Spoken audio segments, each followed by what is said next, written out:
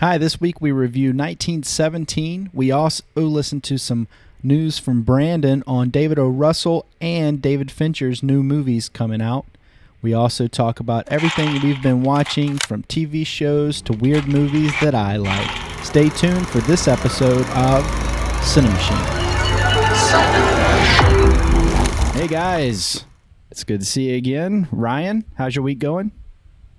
It's going good. It's going good. Awesome. You are the winner, so I guess it is going well. And always nice. Yeah. Won't you hear it too much. Brandon, how's your week going? Great. Thank you for asking. You're welcome. It's in my contract, so you're welcome. You got a contract? Well, wrote one up for myself. Wrote the book. Well, this week, like we said, Ryan won. But we need to explain a few things up front. First, we've switched up the format a little bit, so please leave your comments in the comments section about how you like the new format and if there's anything you would like for us to improve or if you would like for us to reverse it back. But this is what we're going to do for now. So, Ryan, we did vote on this. Well, people voted on this. So will you please let them know how they can get in touch with us to vote and things of that nature? Yep. You can follow us on any of the social channels at CiNEMACHiNE and we put up the weekly polls there so you can vote on which movie you want to see reviewed. And then if you're on YouTube, then you can just drop your votes down in the comments, like Al said. There we go. It's pretty simple, and we do appreciate everybody that did vote, has voted, and that intends to vote. So you guys have power over our show, and you get to make at least one of us every week feel really stupid about I'm feeling great. what we have to watch. So this week we are reviewing 1917, as we said. So I'll go through the basics of the movie, and then we'll chit-chat about it. So this movie, 1917, was released January 10th in 2020. So it was one of the last movies that was released before everybody went on lockdown. It's directed by Sam Mendes. It has a $90 to $100 million budget, but it grossed $383.4 million worldwide. That's a little bit different than the box office numbers we're seeing nowadays, especially for big movies like Tenet and The War with Grandpa, whatever that is. The watching De Niro's career go down the drain, whatever it is.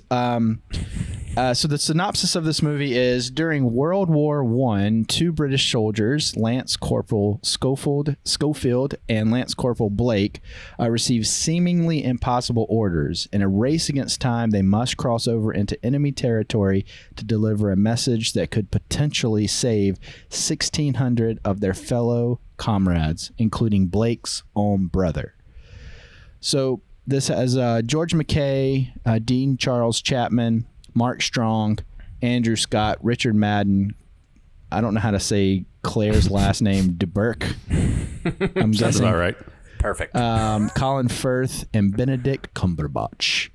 All the cameos. Yeah. So, fellas, how did you guys see this movie originally? I'll start with you, Brandon. I saw this in Dolby Cinema, AMC Dolby Cinema, which is probably it's become my preferred way to see movies. Actually, you know what? I take that back. I think the IMAX that we saw Tenet in may have retained that title because they had just revamped that sound system. They're closed. Yeah, the one that's closed now. But Dolby Cinema, for those that haven't been to one, it's like one of the more state-of-the-art cinemas that you can go to. At least in our area, it is.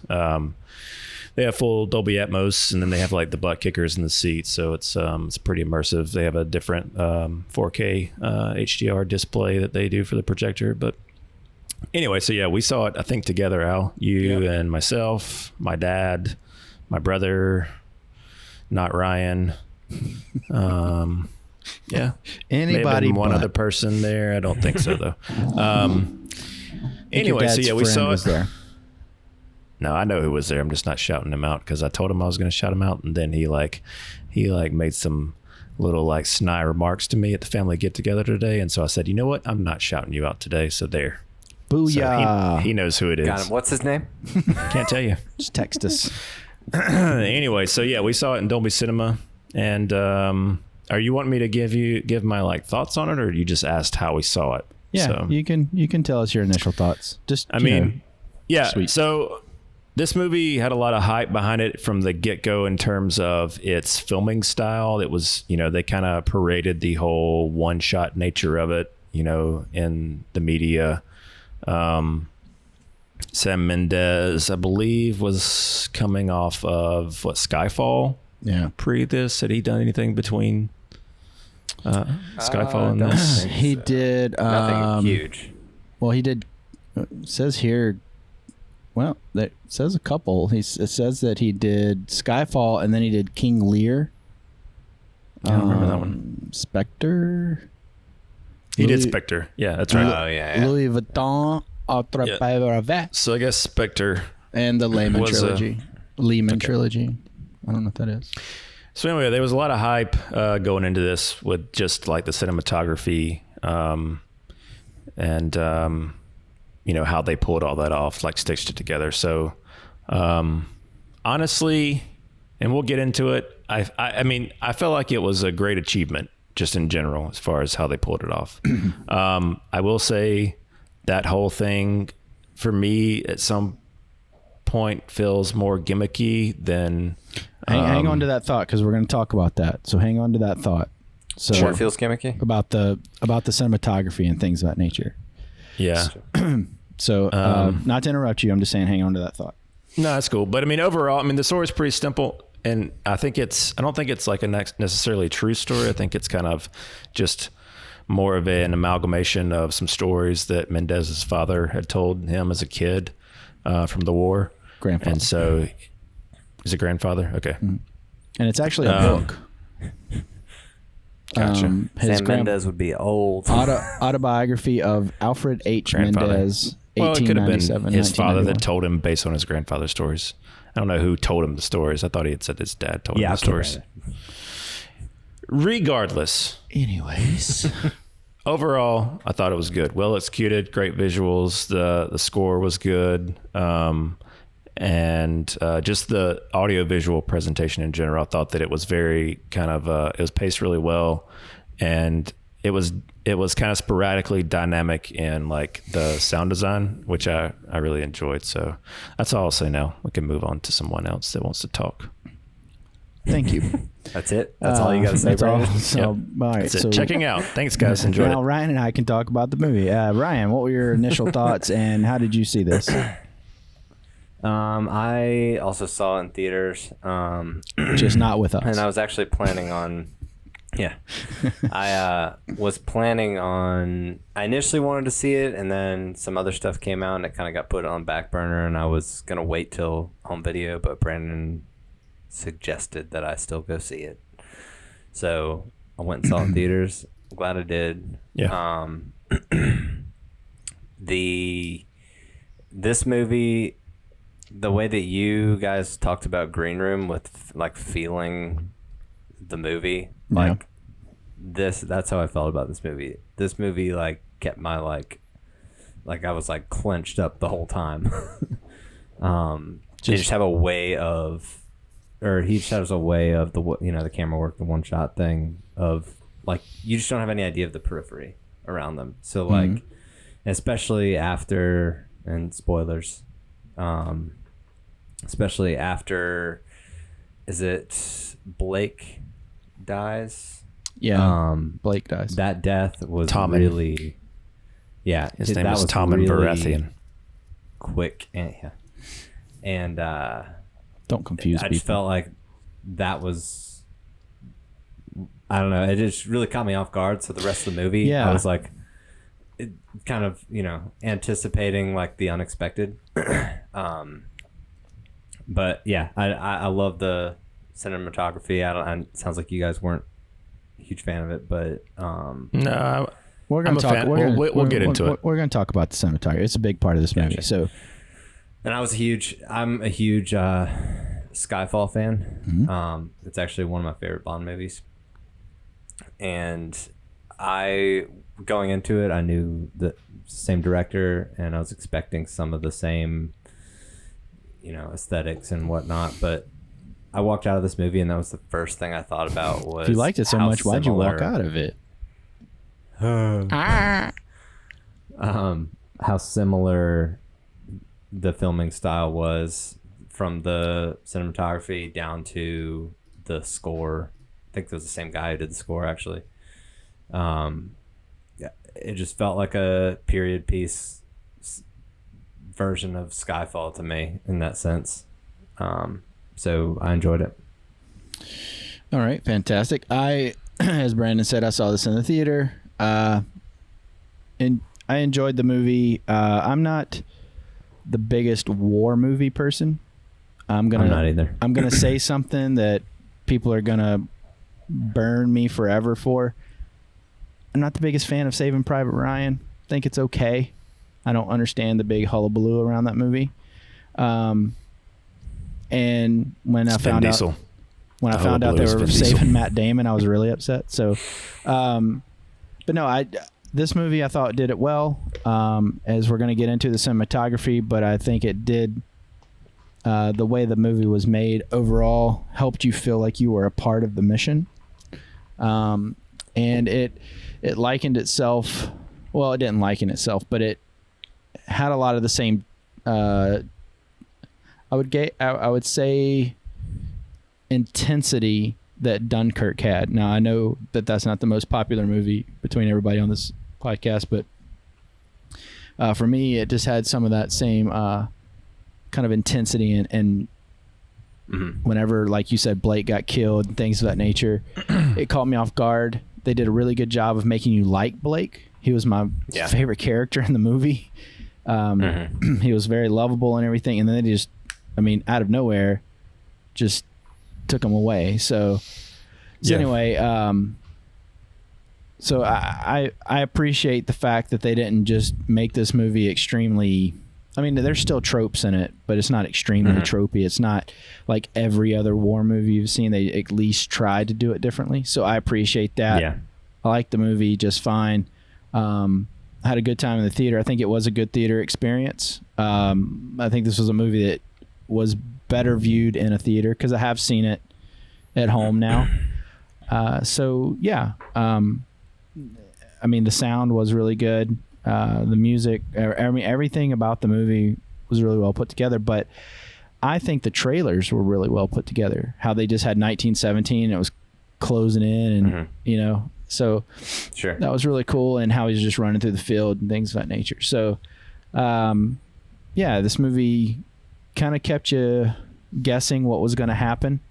So it was a lot of fun as far as a movie goes. It wasn't a lot of fun as in the story was a lot of fun. So, but yeah, let's get into the cinematography, because the cinematography, I would say, is almost its own character in this movie. Whoa. Would you say that, Al? I don't know why that was. Well, I think it's always funny when people say the city is like a character in this movie or the whatever. I just think it's kind of like one of those artsy things you say. But it's something you say. It's like one of those douchey art things you say. Anyways, I swear. But no, Roger Deakins, cinematographer. Roger Deakins, yes, and we'll go through his resume here in a minute. But I think that's why it made me feel like I was in the story with these two characters. It made me feel like I was a part of the mission, not like a video game or what do you call that? First person, whatever. I never played video games before. Oh yeah, that's right. I've never seen a video game. Yeah, never watched it. Atari, Pong, Atari. So anyway, first person shooter, I think you call them, or whatever. Anyway, could be. I don't know. I'm totally. I have no idea what you're talking about. I wish I could help you. You're out of your element. So yeah, I felt like I was right there with them, and I think it made us feel, as an audience, I think it made us feel closer to Blake even more than just the story itself. And it gives the movie, even though it takes place in a very non-intimate space, a very intimate feel. Yeah, yeah, and that's a very good way of putting it. Brandon, you were going to elaborate on the cinematography a minute ago, so Yeah. please do so. Well, I was basically so I guess going into it, they hyped up the whole one shot nature. I mean, it's technically 2 shots if you think about the cut towards the latter third of the movie. And the one shot thing has been done quite a bit at this point. Yeah. I think, I mean, if you look at one of the more recent examples, like Birdman did it really well. it wasn't as distracting. And that was my kind of issue with this movie is because like Birdman, because it's a theatrical type play, like that kind of lends itself to, showing that day in the life of this like stage play. And because a play is like a very static type image where the camera's not cutting. Following different people, not just 2 main characters. It's true. Birdman, so it was a little different there, but I just felt like because I kind of like when we all kind of know, not necessarily know how the sauce is made, but we kind of look for that kind of stuff. I was looking for all the cuts constantly, and it was always, I couldn't get past it. Like even watching it a second time, I'm still like, okay, there's where the cut is. And like, I can't just sit there and watch the movie for what the movie is because of this, like this, and I say a gimmick, and that seems belittling. I really appreciate the effort that was put into making this very like personal experience. Yeah. Mm-hmm. But unfortunately for me, it was just distracting. It's funny. We went and ate at Marlowe's after the movie, and I asked my brothers, like, so what'd you think about the one shot thing? He's like, what do you mean? What do you mean one shot thing? So it was completely lost on him that it was even, I don't think the I don't think something they would notice. They would just notice the feeling that we're talking about, where like it's a very like closed in. Yeah. Well, and to say that though, like it's kind of good that casual audience person like my brother, it didn't stand out to him because he was just able to focus on the movie itself. So when the first time I watched it in theaters, for probably the first 10 minutes or so, that's what I was doing. And then I was able to kind of just say, all right, so this is how it's going to operate, and kind of shut it out and just watched it for what it was. But yeah, I understand where you're coming from with that. So I mean, I was still able to enjoy the movie, but I'd be lying if I said I wasn't like looking for the seams. Yeah. So let's go through Roger Deakins' filmography here. He has worked on quite a few movies. I'm only going to hit the high points here. I mean, although I would say there are way more high points than not. I mean, right out the gate, Blade Runner 2049, which I think we all love. I know Brandon and I do. Ryan, are you a fan of that movie? I'm all right on it. Oh my God. Were you the guy moving the candy in the theater? Behind us. Oh my God. I wish. Oh my God. Sicario. Love that movie. So, I mean, that's one of my faves. Villeneuve apparently likes Roger Deakins. I mean, why not? Yep. Shawshank. He's shooting Redemption. Dune, right? Isn't Deakins shooting Dune, or was Deakins unavailable? I guess. I'll have to look it up. But Prisoners, another Villeneuve movie, which is awesome I think is a great movie. That movie is it's phenomenal. Yeah, that movie was. If you haven't seen Prisoners, go watch it. Yeah, right away. The Big Lebowski. I mean, he's let's put it this way. Coen Brothers, pretty much all of their big movies. And then he also has shot for Sam Mendes before with Revolutionary Road. And then Jarhead as well. I mean, he shot the original 1984 movie. I don't know, Criterion. I mean, the list goes on and on and on. He's done quite a bit. So I would say if you haven't ever studied Roger Deakins' resume, I suggest that you do that, because the man has a storied career by far. He's 71 years old and he's still going strong. So that's pretty awesome. So, I'll go ahead and say that I was wrong about Dune. He's not shooting Dune. Greg Fraser's shooting Dune. Not even there yet, Brandon. Yeah, we haven't even gotten to the fake news part yet. Just want to go ahead and get ahead of it, because I know how it is. Yeah. He doesn't want to offer retractions next week. Everybody, don't cancel Brandon. He means well. So I mean, the man has done quite a bit, and I would say that he was a strength for this movie. Not to say Sam Mendes wasn't, but he was definitely a strength for this movie, and I think that it works to a certain level. The one shot, but I do, similar to you, Brandon, like you were saying, kind of look for those seams, but I try my hardest to look for them in the second viewing, just as like an exercise of watching movies, but I will say I got lost in this movie quite a bit by the performances, and so I think lost in a good way or lost in a bad way? Lost in a good way. I think the performances were done. I didn't know. So here's the thing that kind of kept getting me out. Dean Charles Chapman and George McKay, who played Schofield and Blake.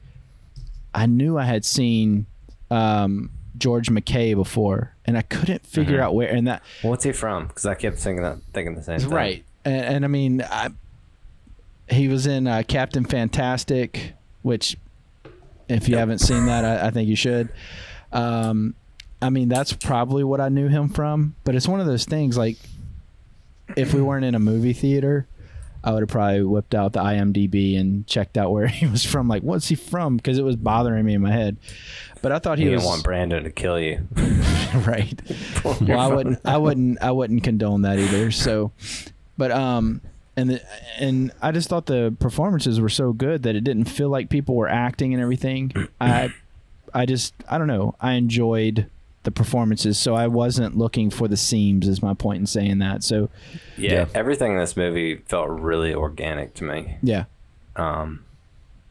Which I enjoyed. It was I value movies that kind of achieve the unexpected, and I felt like this one did. I think it's a testament to them shooting most of it in camera.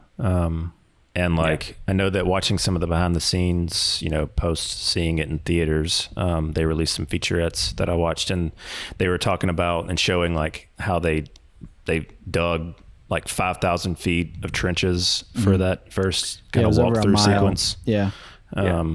Even though there's cuts in there, but just to give that sense of realism, walking the same, length that they would have. And, I thought that we were talking about Roger Deakins and everything and the cinematography. As you were looking for the seams, did you read the longest and the shortest continuous shots in the movie? The shortest is 39 seconds. Yeah. The longest, which I find very impressive, is 8.5 minutes long. So that's pretty impressive for everybody to be on their cues. And they had to rehearse this movie. I mean, it's basically so choreographed because of the cinematography. They had to rehearse it for 6 months prior to even filming to stay on budget and everything. Makes sense. Yeah. Yeah. So, and there was one particular scene that I read, and they didn't say what scene it was, but I'm guessing we all know what scene it is. But where they had a lighter, and the lighter wouldn't ignite, and that kept killing the continuous thing. So that sucks. I was like, yeah, you got special effects nowadays. You can make that Joker light up. Don't waste. Yeah. It's not the art, man. I mean, I'm not one that really puts out there everything needs to be special effects, but if it's holding up production. I mean, and that's not to say that they didn't use CGI, because they did. I mean, there's a few, a lot of the transitions, one of those belly crawls coming up to the top of that little hill when they're doing that transition. There's they transition with a completely CGI character model of each character into the next one. But it's one of those things where you really can't spot it. And then even a lot of the explosions and stuff when he's doing that iconic run at the end of the movie, a lot of the explosions are CG, and even well, this is not CG, but there's a little cool little note about the guy that runs into him and knocks him down. Like that wasn't planned. That was an accident, but they just like kind of went with it twice. Yeah. Yeah. They were like, hitting this time. No, I'm just kidding. Another cool thing that I saw, as far as them just kind of being inventive in this movie with their cinematography was they kind of, I don't know if they invented this, but they did this like process where they would have like a crane with these two like little like arms on each side of the camera rig. And so they would hand off the camera to this, like they would have it on a like mechanical, like motorized crane. And then they would hand it off to someone like physically walking through. And like the boat, you remember when they go like over that little like pond area and they're like walking around? That's and the something camera that I shifts. noticed was the camera, like you can see like, there's a couple times where you can see the movie, the camera moving like really smoothly. And then all of a sudden it just gets a little bit rocky. Little like, handy cam. Yeah. Man, I'll tell you, my home video experience with this, watching it in the theater, in my personal theater, was rough. Well, because of the shaky cam? Because of that trench stuff in the beginning was headache inducing because of how close it's a really close angle up on the characters' faces. There's a person walking backwards handy cam with this camera, and so it's like it's just like kind of bobbing up and down. Yeah. Yeah. Yeah, it's a little shaky cam, and you're not the only person I've heard say that. Now, I don't remember it doing anything like that to me, but I don't know my own theater. I talk about those trenches though, where the foxholes and things like that, where they go up and they're kind of like belly crawling, and they put their hand in the skeleton, or like the body, not skeleton, but the whole like torso of somebody. Yeah. Man, that is what really hooked me on this movie. I was like, okay, it's not like the most gruesome thing I've ever seen, blah, blah, blah. But you don't really... Are you talking about at the beginning? Yeah, closer to the beginning when they're first on the mission, you know? Yeah. That part... I like that. That was one of the things that like immediately stood out to me, where I was like, okay, this is going to be... I felt like right when he put his hand in there, like they're already saying like, okay, even if they survive this, like who knows what kind of infection he's going to get from... Like, and hey, think about watching this movie for the first time during COVID and seeing that. Good Lord. Well, they do a really good job of building the tension in that first act, as far as like walking through the, it's like it's really plotting. They're walking through the trenches, and then it's like no man's land. So they're being told that I don't remember. Did they tell them that they've left that point? Whenever they're like going up the ladder, and so they don't know what to expect. You don't know what to expect. Yeah. They get up the ladder. I mean, if you've seen Wonder Woman, there's stuff to expect, right, Ryan? I mean, yeah. So speaking of Wonder Woman, so they do that, and then they do the whole thing that you're saying when they're like kind of traversing the no man's land area, and then like right, I guess before they get into enemy territory in their trenches on the other side, they like jump down expecting a gunfight, and there's nobody there. But then there's like the fire, the little embers that are burning. So they're, not too far gone. And then they go into that little tomb area or the bunk area. So, I get ridiculed all the time for being critical about little things in movies. But I was reading through IMDb, and one of the first goofs that they put on there is that the embers are burning, and they're like, well, they're not that far gone. And somebody took the time to put this out there. In all actuality, embers can be burning for 3 to 4 days. And I'm like, good Lord, like that's so nitpicky. Well, I mean, it's just a visual language to let the audience know. I mean, exactly. Whatever. It's just like, but go ahead. Well, I was just going to say that that scene that's in the like bunk area is super tense with the rat. That is the best part of the movie for me. Yeah, that's a good scene. The best, I mean, we'll get to it later, but if we're doing just step by step, but I kind of agree with, I think Ryan brought up when Tommen, I'm just going to call him Tommen, when he gets stabbed by the enemy soldier from the plane, when they're just trying to help him out, and then that's just like one of the like crazy casualties of war, as far as that scene was impactful and everything, but it drives me crazy because it's like, don't get close to the guy. I know you're trying to help him and all that stuff, but don't get close. He stabs him. And well, you're talking about him being an endearing character. It just felt in keeping with him as a person. Yeah. Well, you know how he gets more, Al wouldn't have been stabbed. You know how he keeps getting paler and paler as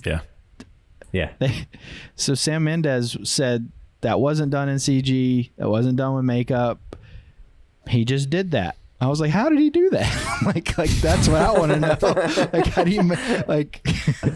I mean, I was like, can I get it to go the other direction? I look dead right now. Yeah. So, but no, I was like, wow, that's some acting right there. Make your skin turn colors. So that's pretty fantastic. So he's a chameleon. Yeah, literally. Yeah. Don't let him near snow. But yeah, so I thought that was great. I thought it was. I thought the plane was actually gonna like hit him at first, like not kill him, but hit him. Because I knew we had a lot more movie to go. I thought it was going to injure them. Everybody, just a little plane crash. Well, I mean, I guess you were talking about how good the trailer was. The trailer honestly kind of spoiled all the big action elements. Oh yeah, just like every other trailer nowadays. Well, I mean, even the initial trailer. I mean, we kind of have that rule amongst ourselves where we try and only watch initial trailers and stay away from everything else. But they kind of had to, because they can't sell a trailer on a one take premise. If that's the selling point, you can't really do that with a trailer unless you do like a IMAX. And they may have done this if they did like a prologue type. We're going to show like 15 minutes of the movie or something. Yeah, like they do a lot.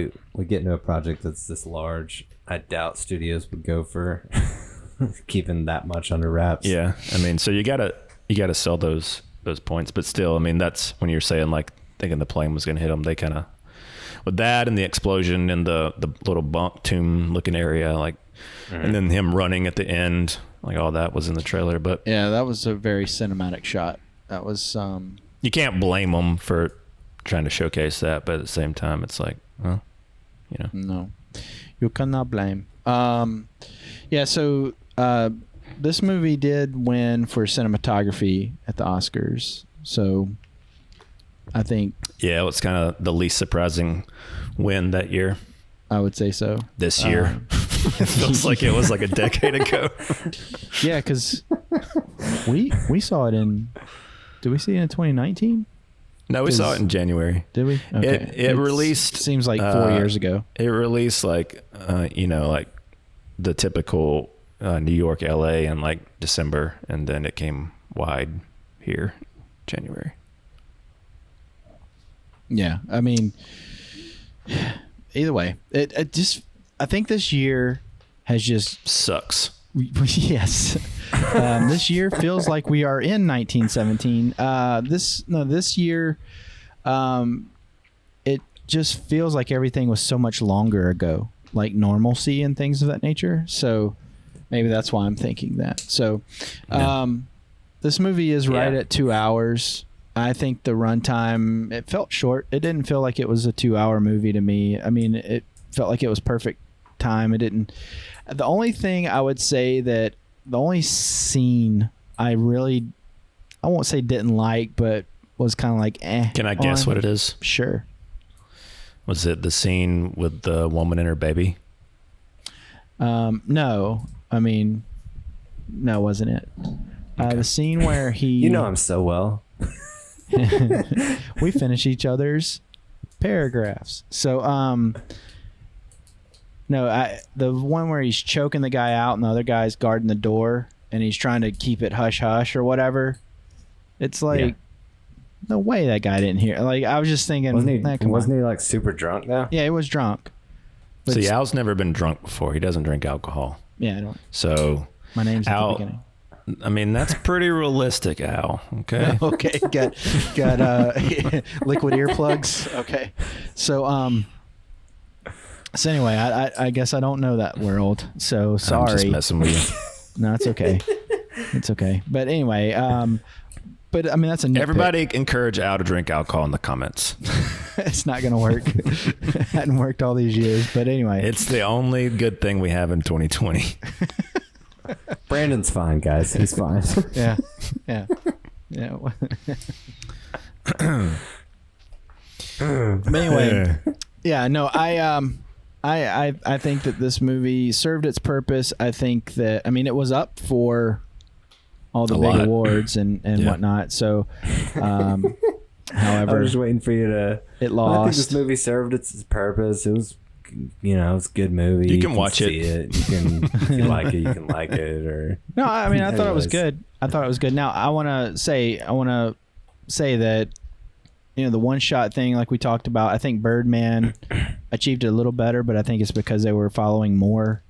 Yeah, it was more complex. It was just, and it was backstage, so you were just going through hallways and on the street and stuff like that. So yeah, it's also the set. Yeah, the setting too.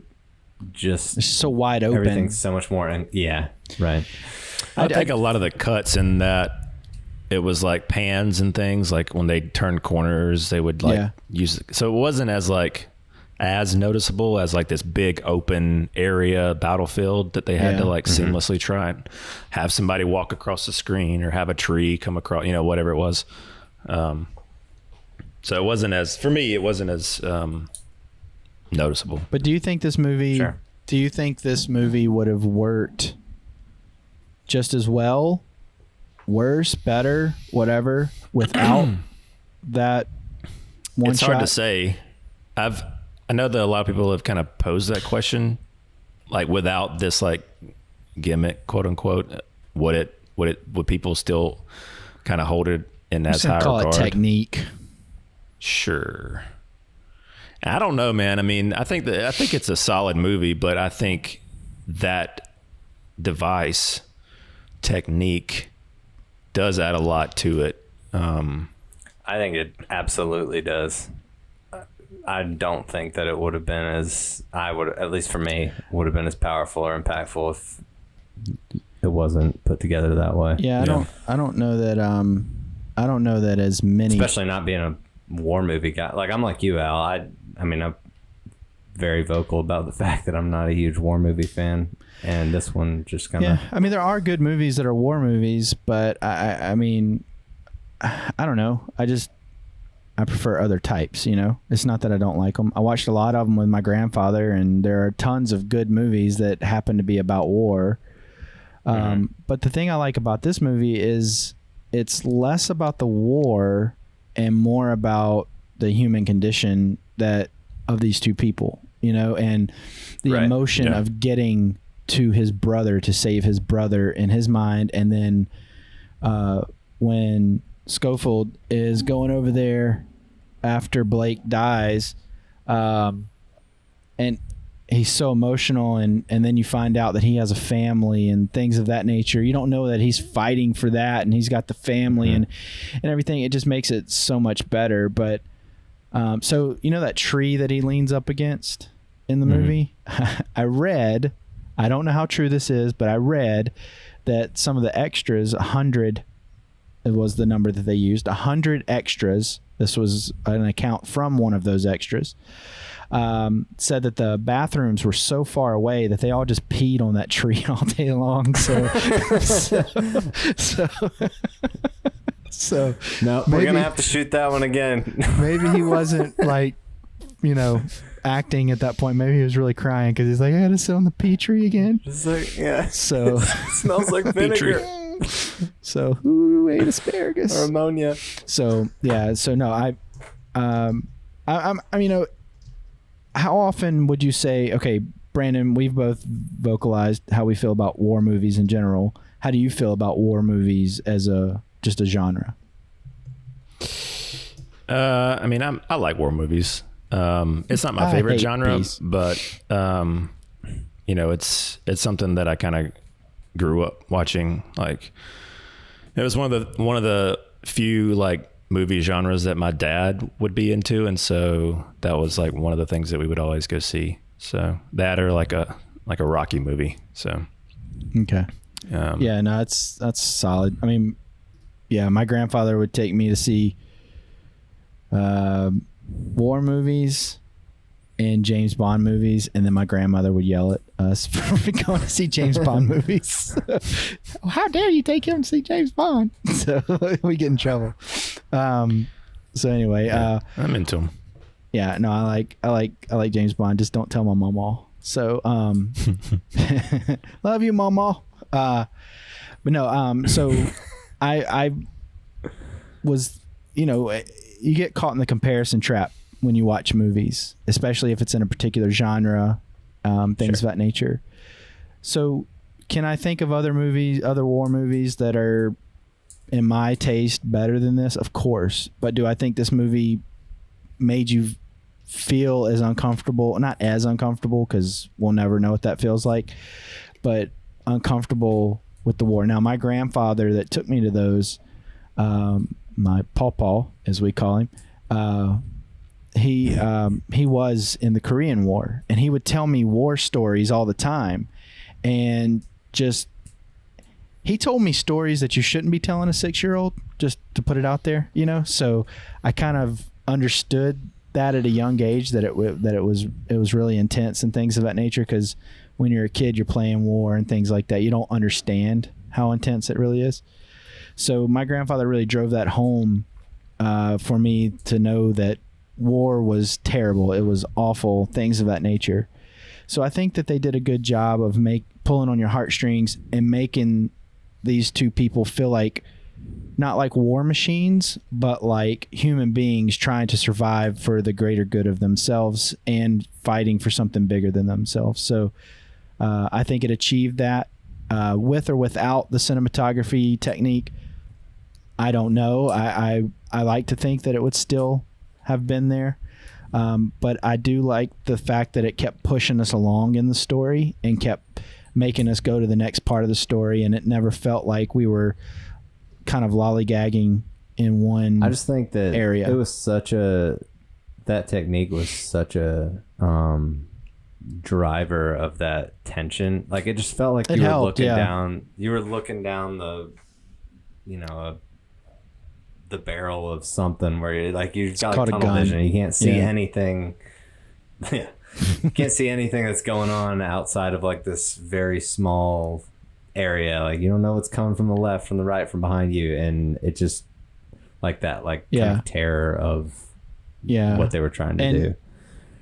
I mean, like I said, we'll never know what that feels like. None of us have been there, so hats off. Thank you to everybody that has. But I felt my heart was broken when Blake died. My heart was broken to see that when the brother saw that his brother wasn't there, and things of that nature. So this movie hit all the marks. Sam Mendes is a very accomplished and effective director. Now, do I love every single one of his movies? No, but I mean, from the right out the gates, American Beauty and things like that, this guy has been in Oscar talks a lot. So this guy knows how to direct a movie. So I look forward to his movies in the future, and it seems like he's really getting a grasp to where, in my opinion, these movies really rival like Nolan movies. They're maybe not as heady as a Nolan movie, but they're as big and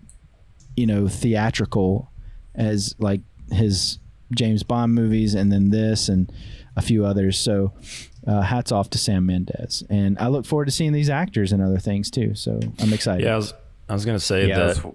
Sorry, go ahead, Ren.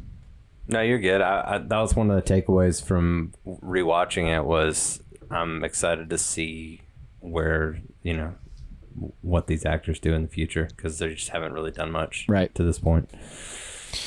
Yeah, well, I mean, that's kind of what I was going to say about kind of going back to what when we talked about Green Room, the whole Saulnier or whatever you say. His whole wasting production value mantra, them hiring big actors like Colin Firth and Mark Strong, Cumberbatch, for these very small roles that it just lends. It kind of reminds me of how Nolan designed his his Dark Knight trilogy, where he hired a bunch of like very, very big, strong actors around, at the time, mostly unknown actor in Christian Bale, just to give a little bit more weight to the performances. And so I think that really added to like a little bit of the gravitas.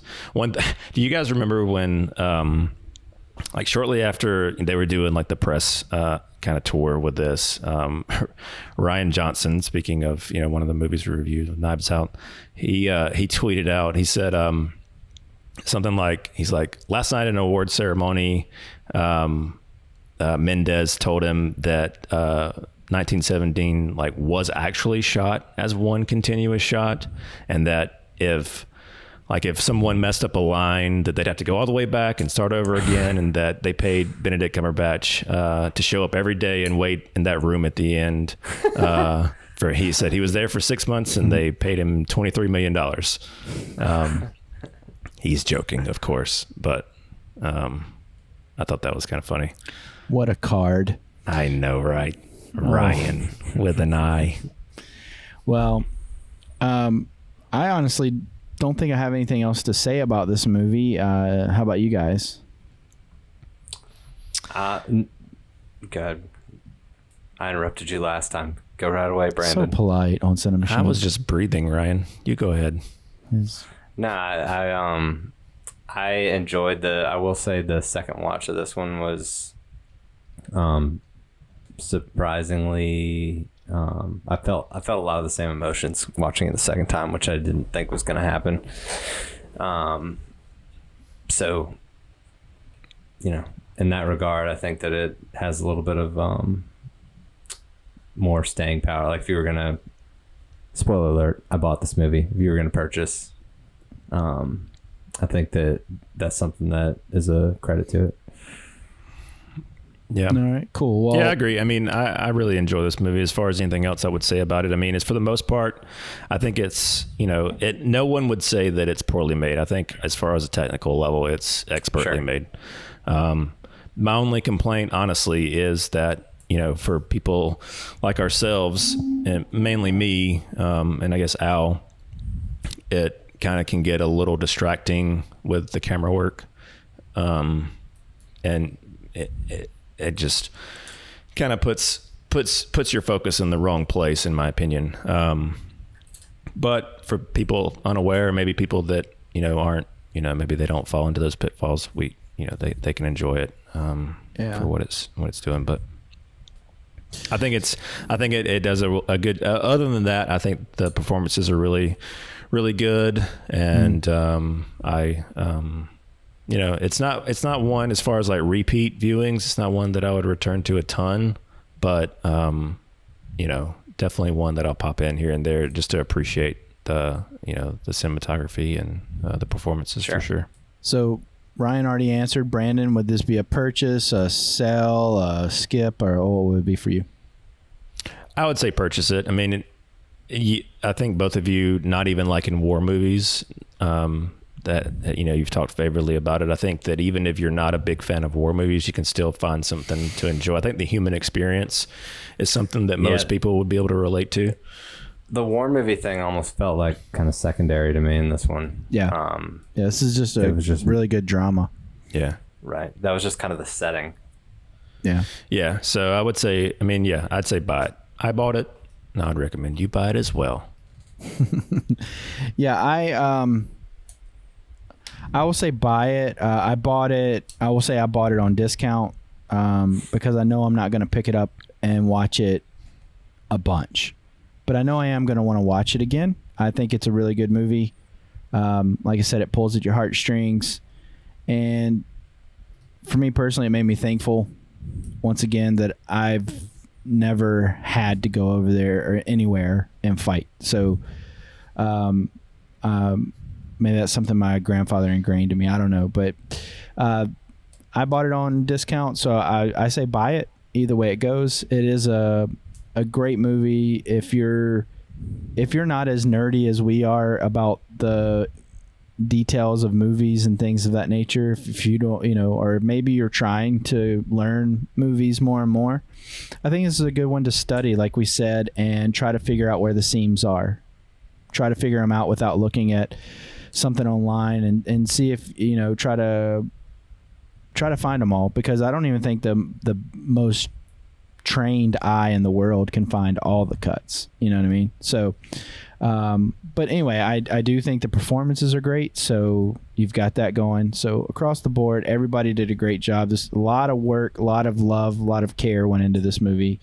And it was a passion project for Sam Mendes. So you can really tell with the way it was executed. So, well, guys, that's our review for 1917. And now we're going to throw up some movies where everybody can vote to see what we watch next week. So, Ryan, do you want to start out and tell us what you want to put up? So I'm going to throw up one this week that people kind of, it's been received well, but people kind of love it or hate it for the anxiety it causes. Uncut Gems. Oh boy. Yeah. That was intense. So I think it'd be a fun conversation. Okay. All right. Brandon. I am going to nominate Upgrade. We recently reviewed Invisible Man, and that's the same director, Lee Whannell. Mm-hmm. And this was the first movie that I had seen of his. He came from like the Annabelle horror genre, but I think it was Annabelle, or was it the other ones? Conjuring. I can't remember if it was Conjuring or Annabelle. They all go together. I don't know. They all blur together. He's in there. He's in the James Wan club.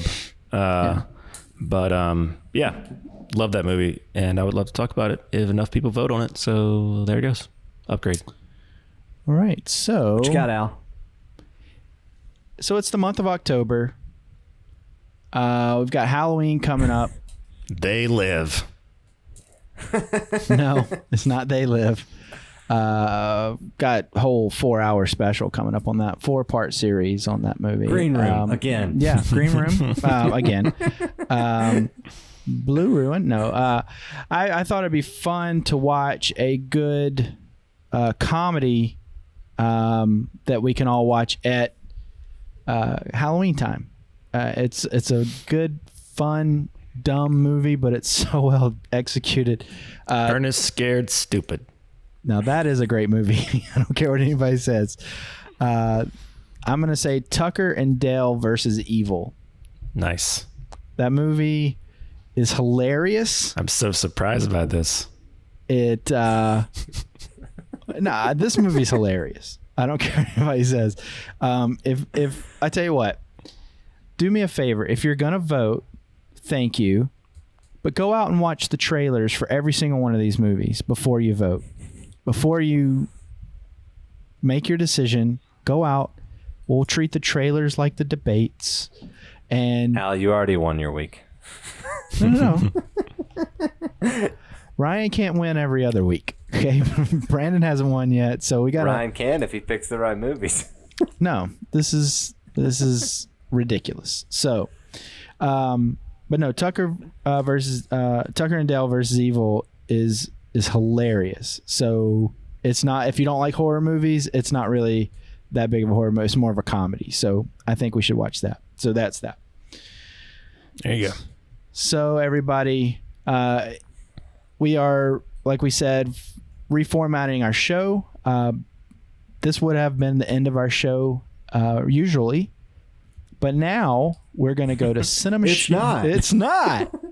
So we wanted to put the main review up front so you guys can see that.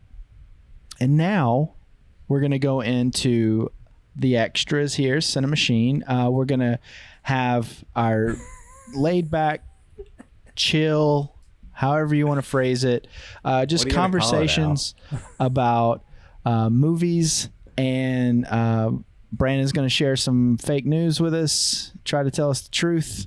And we're just going to chit chat. So we don't know how long it's going to go. you'll know because you're watching the video and you'll see the time. But we don't know how long it's going to go. So we could be here another 4 hours. We don't know. But we want to thank you for watching, and we hope that you join us on the other side for CineMachine. What are we calling it? Who knows? There we go. TBD. There we go. So we'll see you, and thanks for tuning in.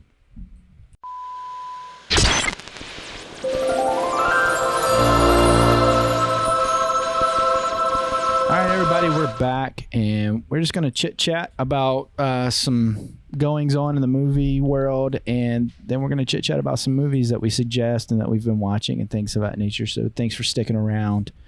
Brandon, appreciate you guys hanging out. Come Mm-hmm. hang with us. This is a segment where Brandon lets his hair down. Yeah. CineMachine hard hang. What's up, bruh? We're just going to talk like this the whole time, bruh. So Brandon, do you have any news stories for us this week? Like what's going on in the movie world? Oh man, so much going on in the movie world. Let's see. So much nothing.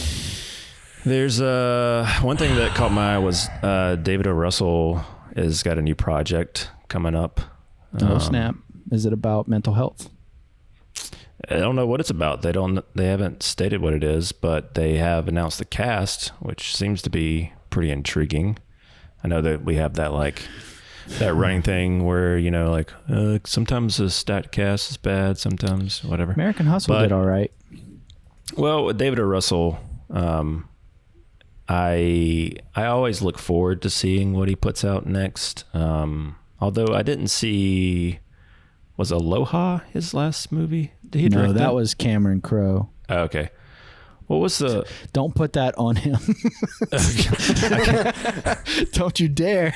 I can't remember the last movie that he did. It was Joy, I think. I saw Joy. I thought he did something after Joy. Look it up for me, Al. That was and the I'll, last I'll Joy he had. But no, he's got a new project. John David Washington from Tenet, Black Klansman, snap. Has joined the cast. Telling you that guy's You gonna guys be- know he's gonna be- Denzel Washington's son. Yeah. What? I know, Yeah. right? Oh my gosh. You heard it here first, everybody. Ryan heard it here first. Yeah. Yeah.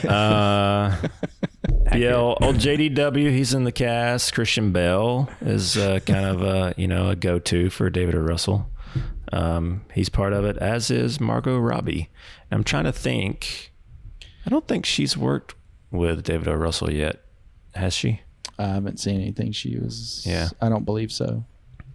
Did you pull up his IMDb? Yep. I got And what was the last thing he did? it. Joy. And then Okay. he did a Was? short film after that called Past Forward. Okay. So before Joy, what was it? American Hustle? Accidental Love. I And didn't see that one either. But he directed that under the name of Stephen Green.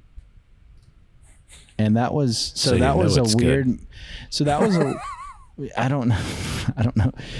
So He wanted to take all I'm the not going to credit for use that movie. my name on this. So you one talk 'cause about- it's crap. Just in case this one's not that great. you talk about ensemble cast, like that movie, Accidental Love. This is kind of Jessica Biel, Jake Gyllenhaal, Tracy Morgan. Interesting cast. Yeah. James Marsden, Bill Hader, Kirstie Alley, which is everybody's favorite, and Beverly D'Angelo. I'm a fan. Oh. I liked her in the old Griswold movies. What else was she in now? Tell us.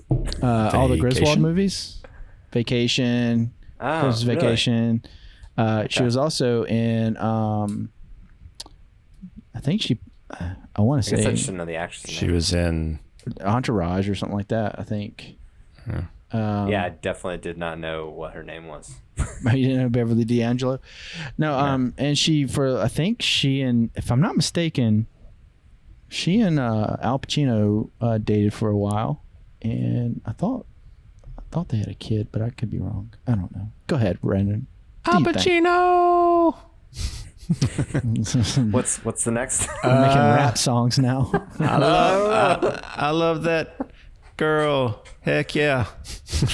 I love that girl dropping down to the flow.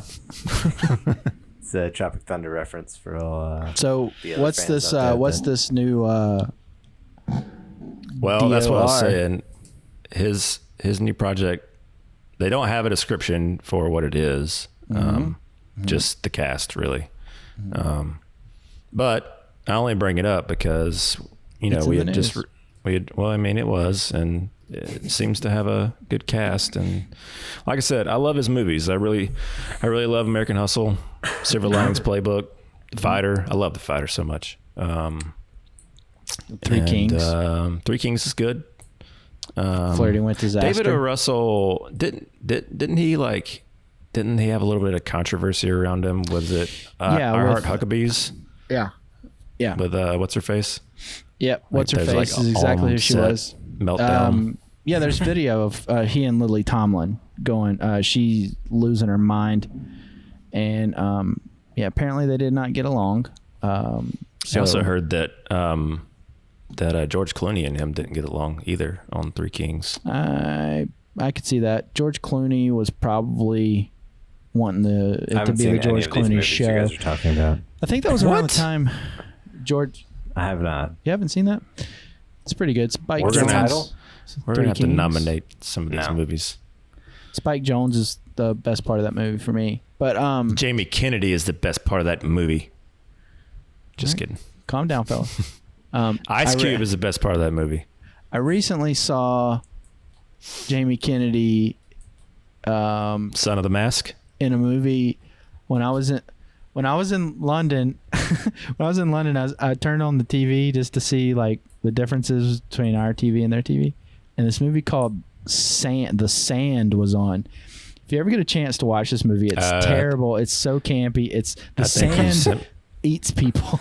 Yeah, you so showed me bad. some clips of that. And Jamie Kennedy is in this movie, and I'm like, oh, such a fall from grace. It's so bad. So, Well, Ryan, you need to watch some David O. Russell films. I would say, yeah, we'll get you a box set for Christmas. I would say American Hustle, The Fighter. Yeah, you can stay away from Spanking Silver the Linings. Monkey. Okay. Yeah. I have. Never mind. I've seen all three of those. Okay. Yeah. I don't know what I heard earlier. All right. Cool. Yeah. Well, that was it. Another thing that I saw was we talked about VOD releases last week. Well, every week really, like theatrical, skipping, that kind of thing, going to VOD, some not, or some just getting delayed. Yeah. And one of the movies that we talked about last week was Pixar's Soul, that was still on the calendar for this year. And they announced that it is going to Disney Plus on Christmas Day, to no additional charge to Disney Plus subscribers, which is Because good. Mulan did not work out. yeah, pretty telling. Seriously. So for those that don't know Mulan, you had to pay $30 in addition to your monthly On top of your subscription. Disney Plus subscription to Ain't watch gonna it. fly these days. So yeah, that movie looks pretty cool based on the trailers. I love Pixar, so I'm excited to see that one. Just they've had based a lot on of those merits. They've had quite a few misses for me. I honestly can't think of and maybe you can remind me of one, but I cannot think of a Pixar movie that I've enjoyed since WALL-E. I can't think of one. Now I don't have kids, so I'm not you looking watched at, Coco. You watched Coco with us, and you I slept didn't through li- most of it. I So didn't like that that can't be movie. one of them. There seems to be a theme when Hal comes over to watch Oh, movies dude, with you. I can count the number of times he stayed awake on one hand. Hal loves movies. That's the thing, He will though. deny up and down that he's awake when I like push him to wake him up. I'm not asleep. He's snoring. It's like I've thrown stuff. When he sits in the back row, if we have like more than 4 people in the theater, and he'll be like in the back snoring, I like grab pillows and throw them at him. Pick something I want to see. But No. well, it's comfortable in there. I can't as help far it. as Pixar is concerned.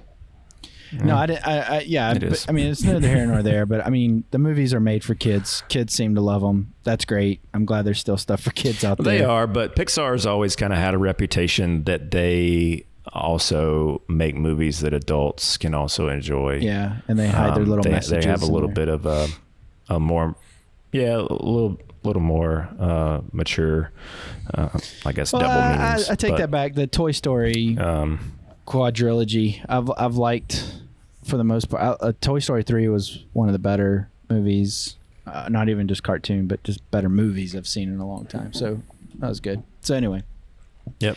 please Really go good. on. Did you guys ever see that video of the kid, or not the kid, but the guy that re-edited the end of Toy Story 3 to where, when they're like on the conveyor belt about to go in the incinerator, and then they get saved by the claw like little toys or whatever. Well, he edited it to where it cuts it like right when the toys are holding hands, you think they're gonna like die in the incinerator. He like fades to black, rolls credits with this like somber "You Got a Friend in Me" version, and he films his mom like watching this, and she's like, "What?" So he like it's the same exact movie from beginning to end. It just the end is like they all die in this kid's movie, Pixar movie. Thought it was pretty hilarious. That's pretty funny. Yeah. So anyway, if you got kids, you like Disney, you got Disney Plus. You're gonna get Soul for Who Christmas cares at no about additional Christmas? charge. Go watch a movie. Yeah. Well, you'll be home. Hopefully. Disney trying to steal everything. Go ahead. What else you got, Brandon? Let's see. Did you guys watch the Mank trailer? David Fincher. Yes. I did. Yes. Thoughts? Al, go with you first. What does Al think? It's black and white. David Fincher. Stylistic. Trent Reznor. Yeah. All of the. It looks like an old movie. The Criterion's going to be great. No, it's so. I like the cast. Amanda Seyfried is a very good actress. I think she's overlooked sometimes because of how pretty she is, but she is a very good actress. And then, of course, Gary Oldman. I mean, you can't go wrong with him. And then you've got everything that you just said, and it looks like an old, like timey, like it looks like an old picture. It doesn't look like, hey, we just threw some LUTs on here and tried to make it look that way. It looks like they really took some care. So, yeah, I'm intrigued. Do you know anything about, like, I know it's like based on Orson Welles, and I guess Mank is like the screenwriter of what's the actual feature that he's writing for this movie? Is it Citizen? The Citizen Kane? Yeah, I think it is Citizen Kane. Yeah, anyway. Yeah, I thought it looked good. I mean, I'm glad that Fincher is doing a feature because he hasn't done one since Gone Girl. So he's been kind of in the TV world with, he kind of dipped his toe in with he did the pilot and maybe the first 2 episodes of what's the Kevin Spacey show that was on Netflix? House of Cards. House of Cards. Yeah, so he kind of like spearheaded that whole thing. And then Mindhunter, obviously, and I think he was involved in Sharp Objects on HBO, if I'm not mistaken. But yeah, I'm excited to see another feature from him because he's one of those directors that is just like very meticulous and intentional with his movies, and obviously very famous for just multiple takes, trying to get the very best that he can out of his performers. Some would say abusive, but yeah, I know nothing about this movie other than watching the trailer, and the trailer didn't even really do anything for me, and I still want to see it. So I just found out.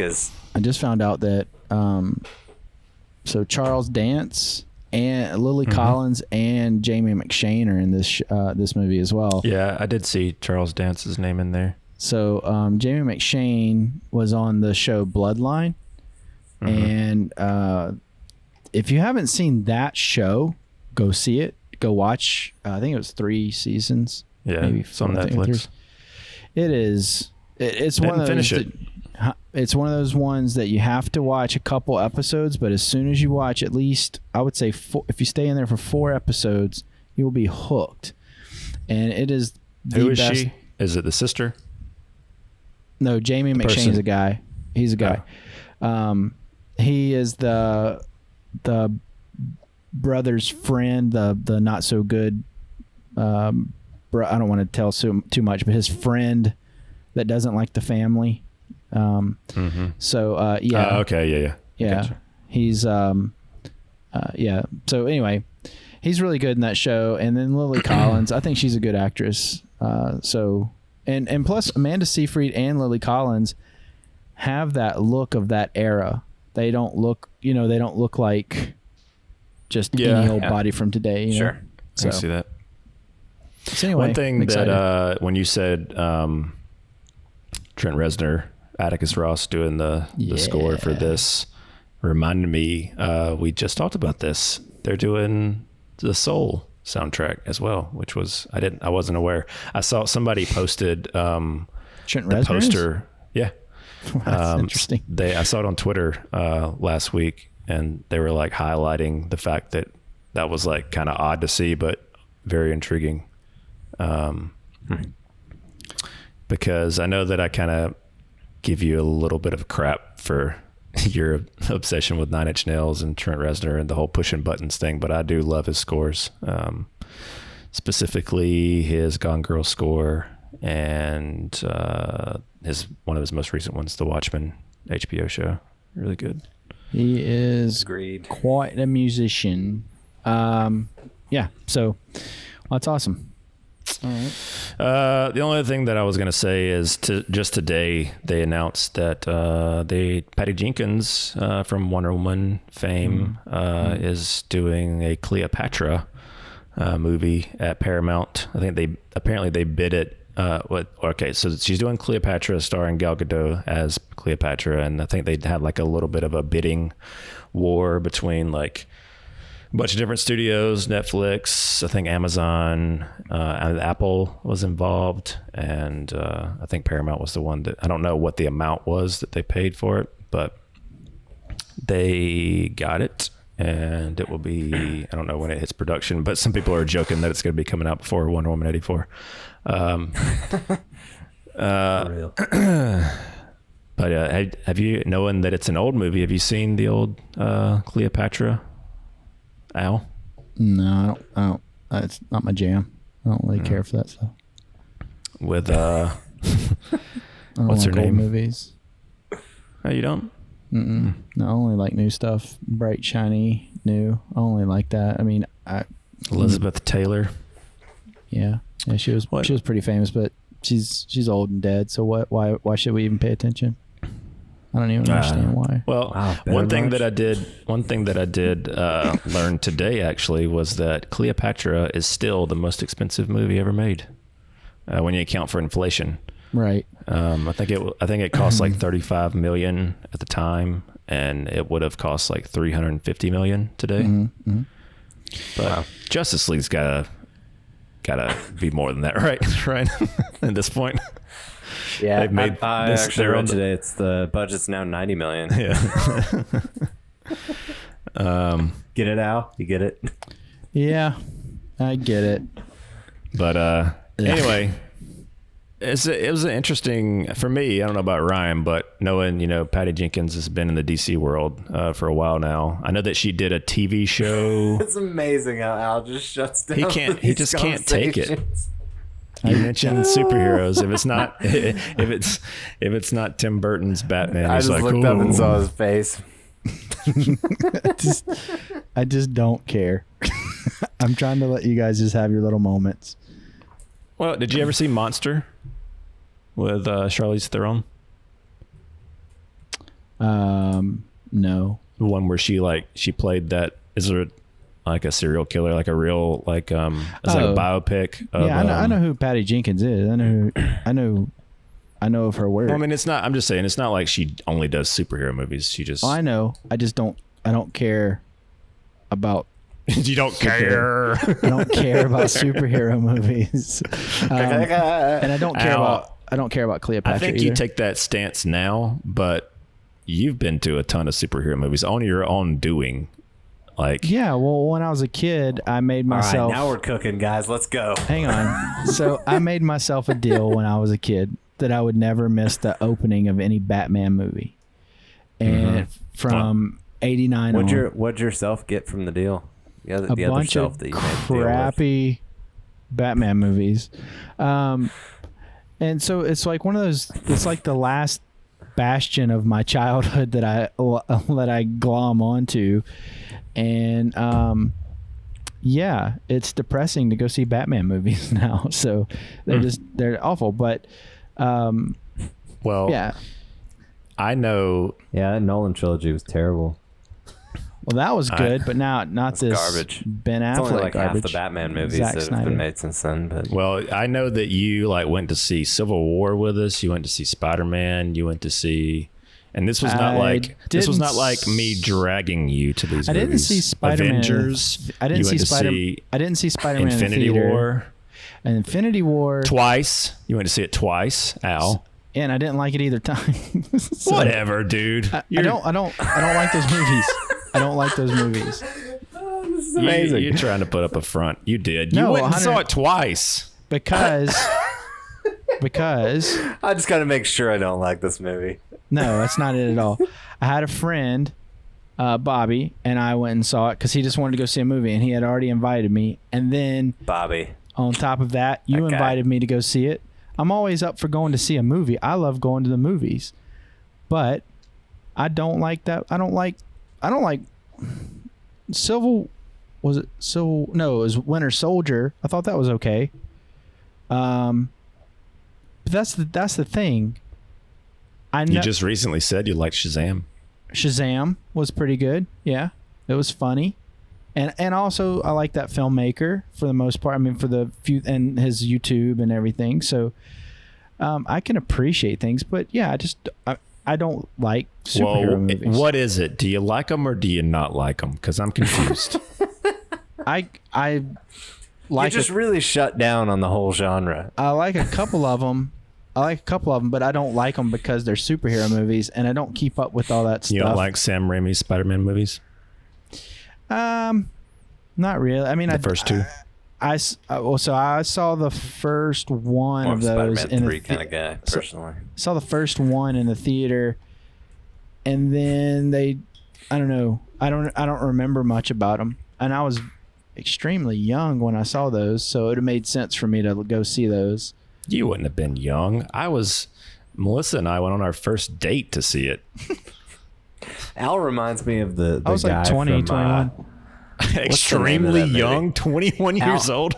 Al reminds me of the guy from Clueless, the Rat Pack dude. You know what I'm talking about? You ever seen that movie? I've seen Yeah. Clueless, but I don't know who you're talking about. The Paul Rudd? the guy that she dates, who is like really old school, and her dad doesn't like him because of that fact. Well, I don't remember. so all right, so I can appreciate a good movie as a good movie. I don't like, as a whole, I don't like superhero movies. They're not my. 99.9% of the time, you know what's going to happen before you go to the movie. Things of that nature. So You should see Zack Snyder's movies. they're terrible. He is awful.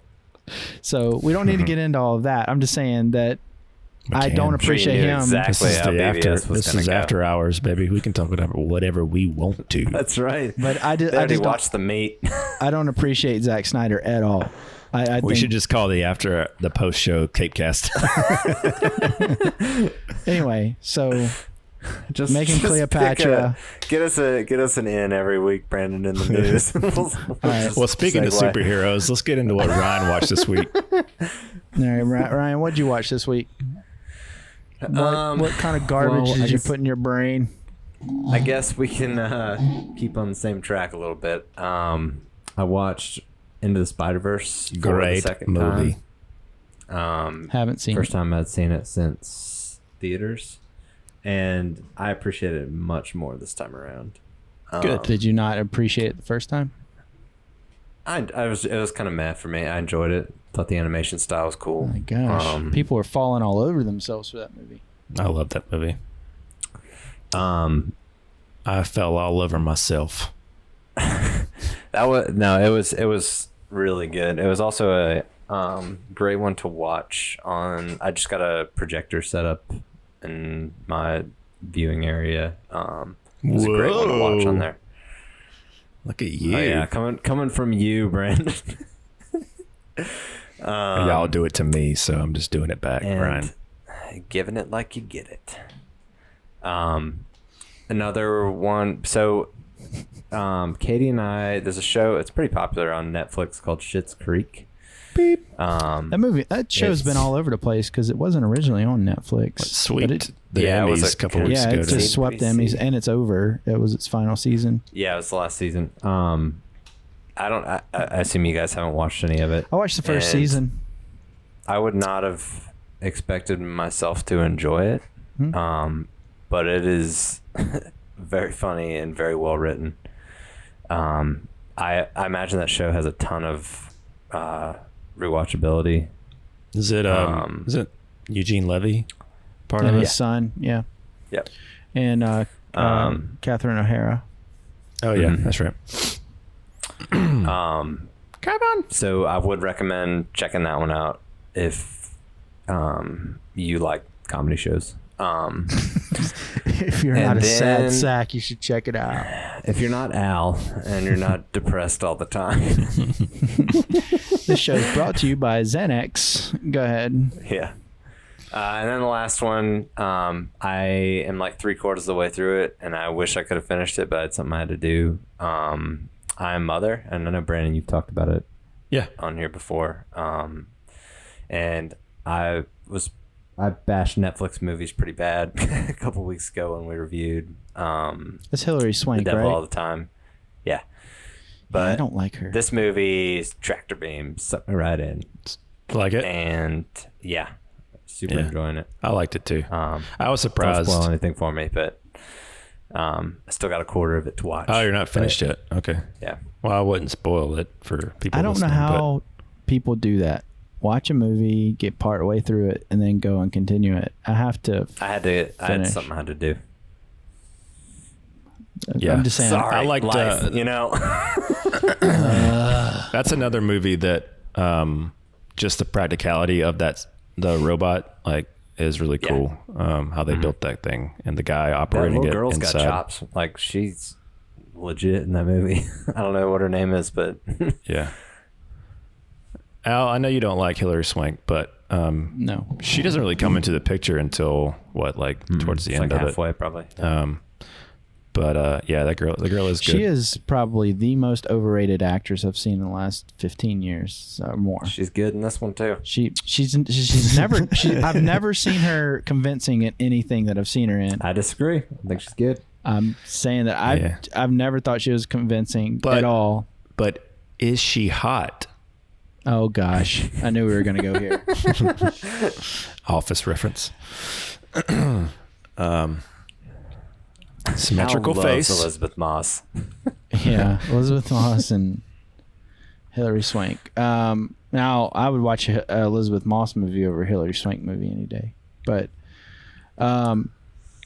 I know you're on the verge of canceling that Netflix subscription, so it's worth checking out if you're.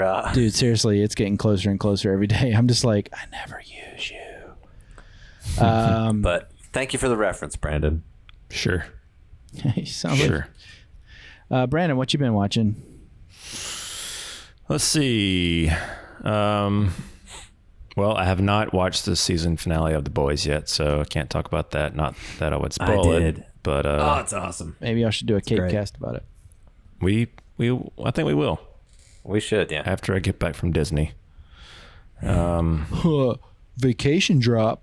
Yeah, Shameless dude. plug again. If you are not watching The Boys, check it out. Yeah.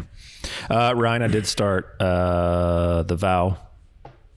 Nice. We're 2 episodes into it, and the first episode, Melissa and I were like, I don't know, man, this sounds like some I mean, this sounds pretty good. Like this whole, I know. you know, at first it's like, these guys are all really happy. I mean, they seem like they're enjoying themselves, getting their feelings, talking about, you know, stuff. You know, yeah. Working it out. I mean, but yeah, and then it takes a turn. Spiral.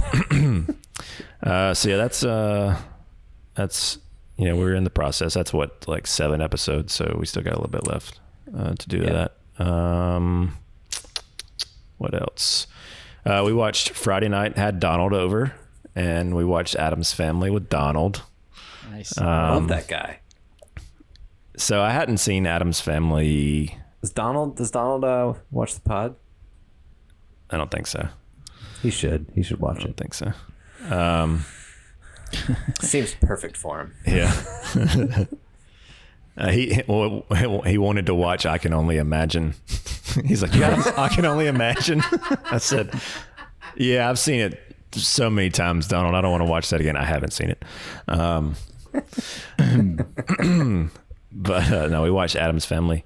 And I remember watching Addams Family as far as the movies a lot as a kid. But I think I watched this one the least when I was a kid. You watched Addams Family Values? Right. I think I watched that one the most. The one where they have like the summer camp and what's her face? Joan Cusack is in it. Yeah. I thought that though, I mean, so I was like watching this again for almost the first time. I remembered a few things like the dance with Fester. I remember Fester, like, him not being the real Fester, and, you know, trying to like act like he remembered things that Gomez was like talking about and trying to, you know, they were trying to steal their money and stuff. But I thought the casting is really, really good all around from top to bottom, really, in that entire franchise, well, the 2 movies. And didn't the guy that played Gomez, he died like shortly after Addams Family Values? What's his name? Raul? Shoot. Yeah, I don't remember his name. Forget his name. He was really good. You know, if they remade this, he looks and reminds me so much of Vince Vaughn for some reason. I could see Vince Vaughn playing that part, but he probably couldn't because he'd be like Italian washing or something. I don't know what you would call it, but since he's not Italian, he wouldn't be able to play the part. Italian washing.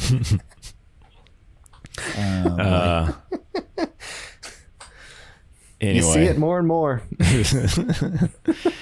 But I thought it was good. I didn't think it was. There you go. I didn't think it was as good as I remembered. There are a lot of like sexual overtones I didn't remember being in there. So watching that with Luna was like, oh, need to fast forward through this. Oh yeah.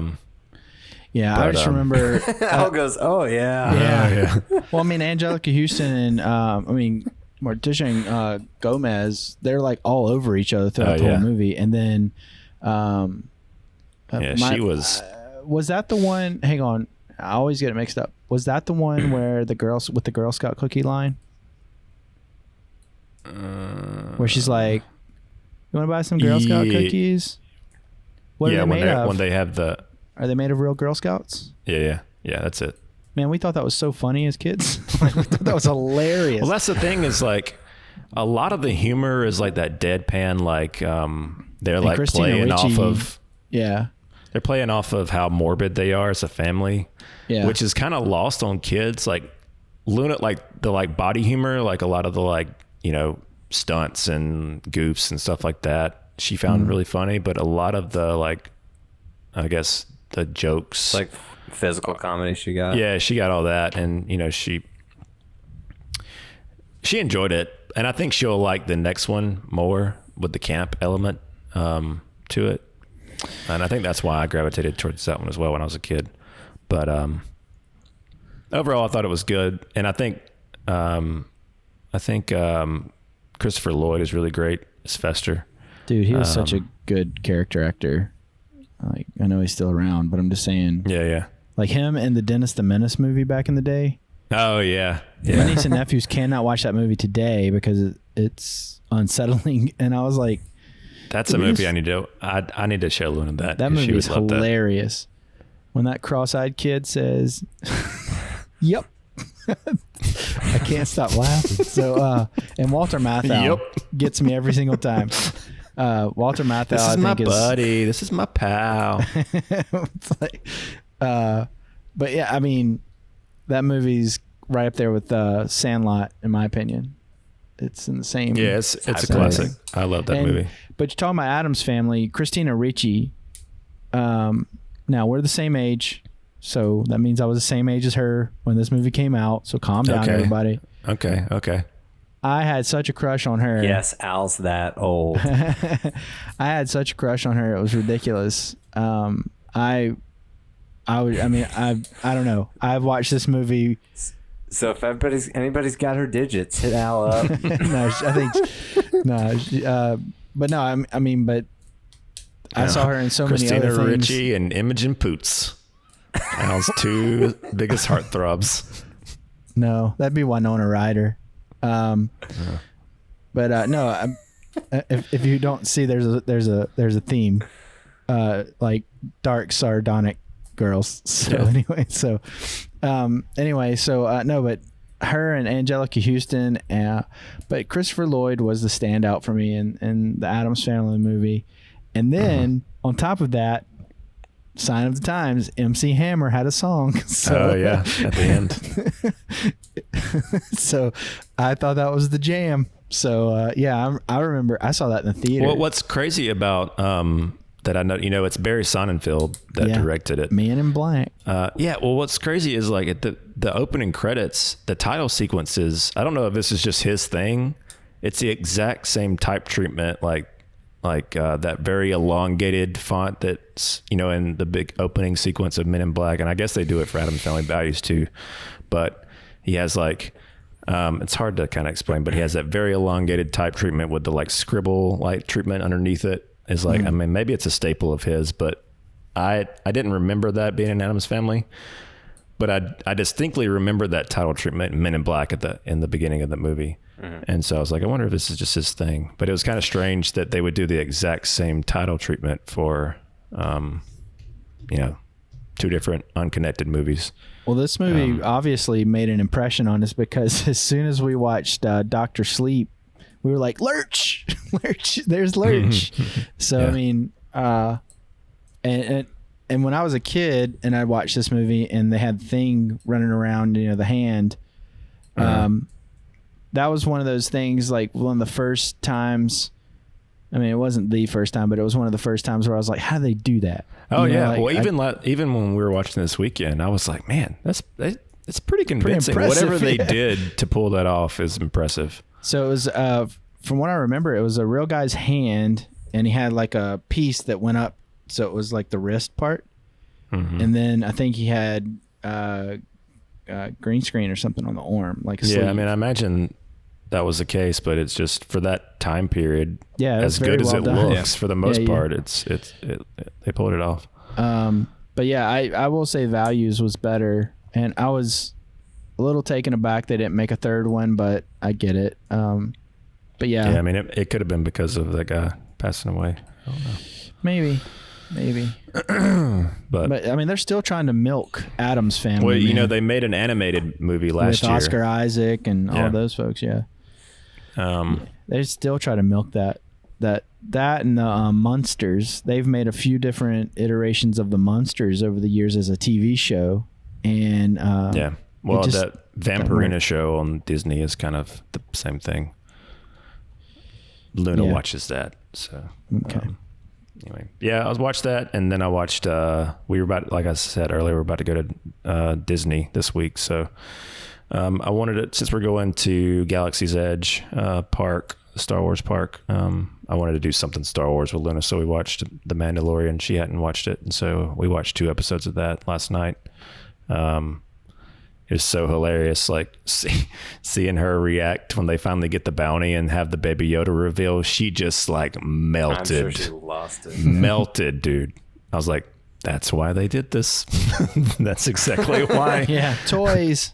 And now they have all those toys out. And I don't know the numbers on the toys, but they just released them like a month or less than a month ago. I don't even remember. Well, yeah, when this show debuted, they had zilch. And I was like, man, that is a missed opportunity. Yeah.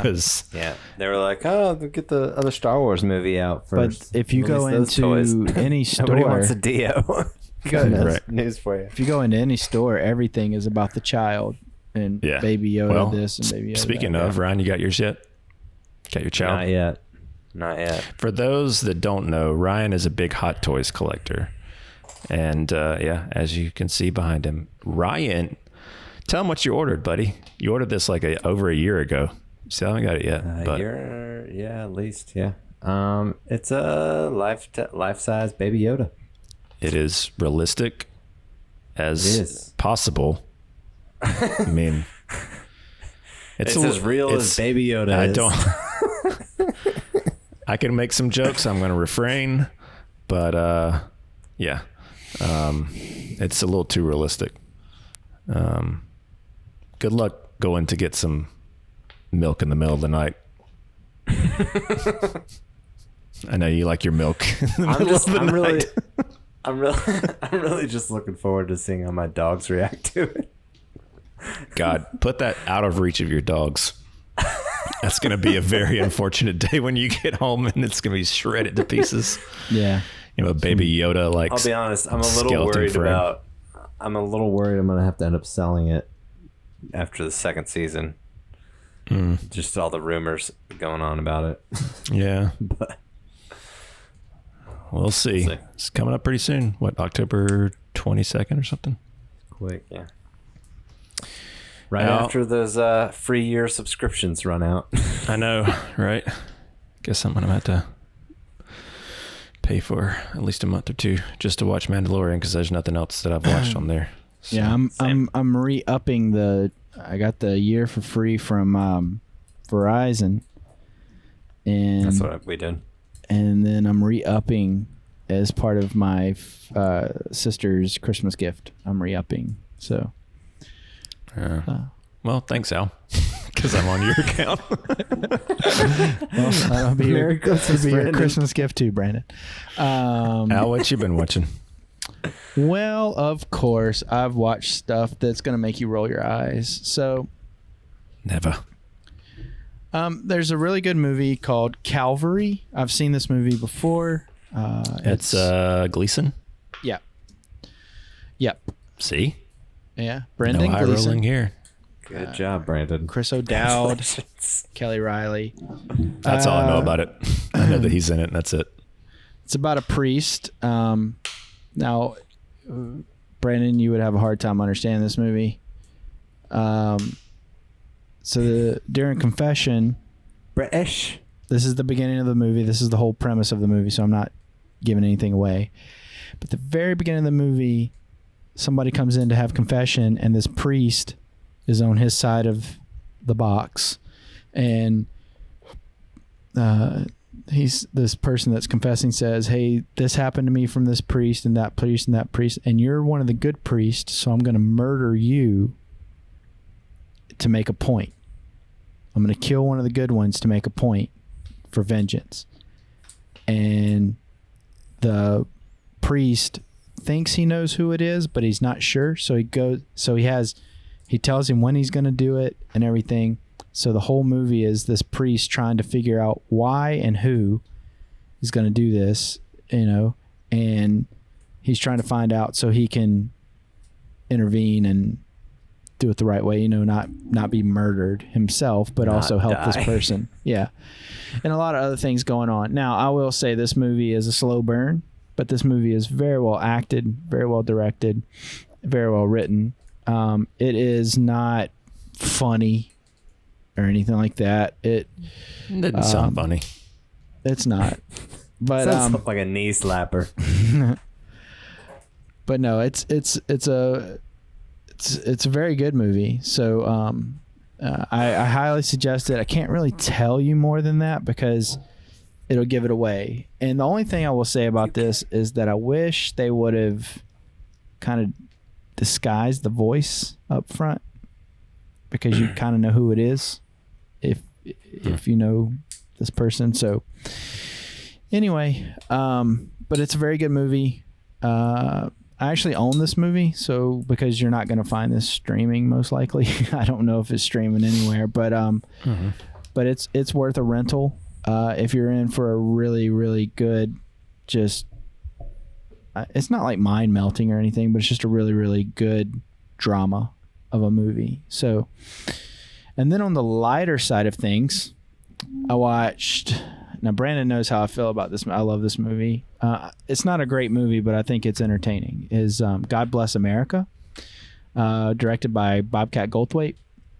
So it has Joel Murray in it, Bill Murray's brother, of course, and Tara Limbar From Wayne's World? Is that the same one? Joel Murray? No, that's Brian Doyle Murray. Yeah. Joel Murray. Brian Doyle. Yeah. Yeah. So, Joel Murray, as soon as you see him, you'll know him. But wait, I think was he in Mad Men? Admin? Mad Men. Oh, I don't know. I didn't watch that show. Keep going. I'll look it up. Administration. I mean, he's been in a bunch of TV shows over the years, things of that nature. So. What's his name again, Al? Joel Murray. Yeah, he's in a bunch of 80s movies. He was in Scrooged. Joker reference. Yeah. Yeah. So, Yeah. Cable Guy. Pretty sure he was in Mad Men. Okay. So It's in The anyway, Leftovers. so Tara Limbar. So this movie is about this guy, Yep. Joel Murray's character. Mad Men. He was in Mad Men. Okay, fantastic. I'm glad we figured that out. So, Rain Man down there. Man. I burned down the building.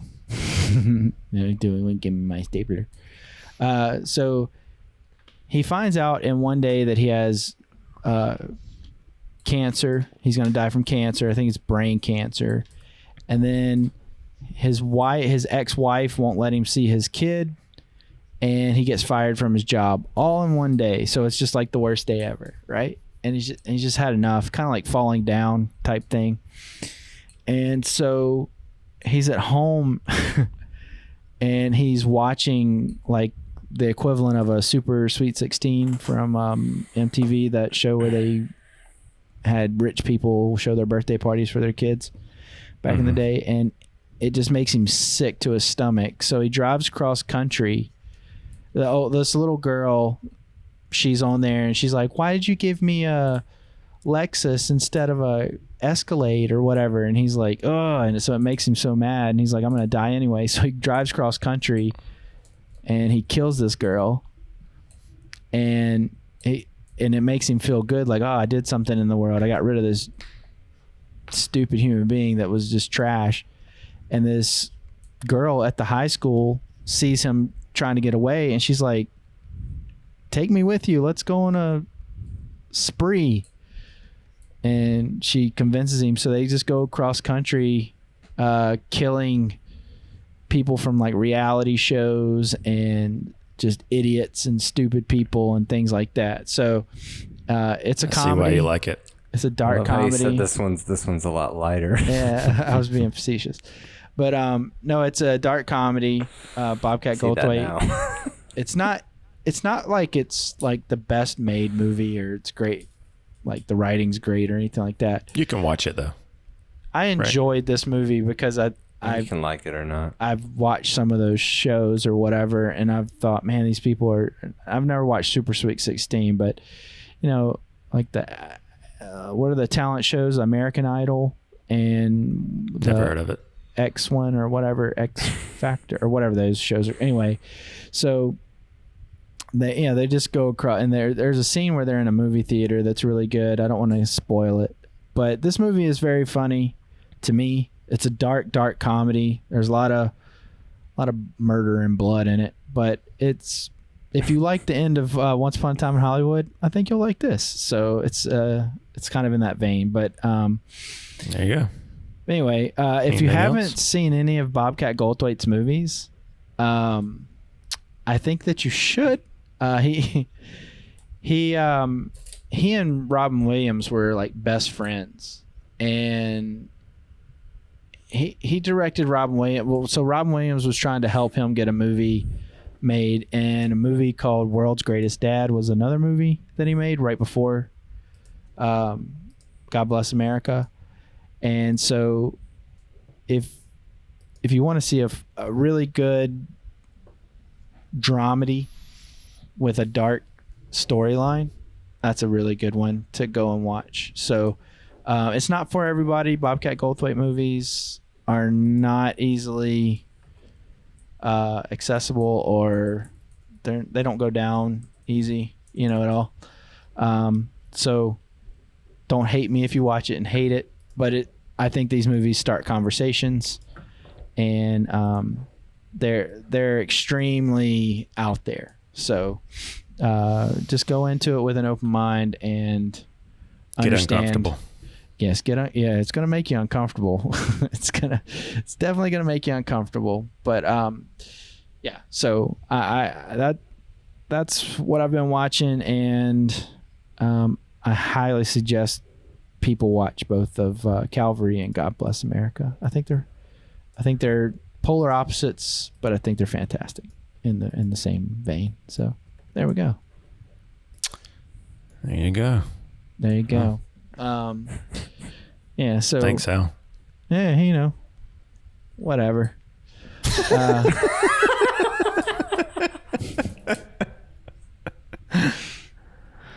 No, Bobcat Goldthwait's got quite a few movies that you can watch. So, and he's still out there doing stand-up comedy and whatnot.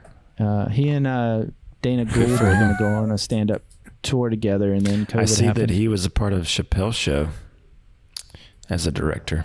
Oh yeah, he did. He did Jimmy Kimmel and Show. He does quite a few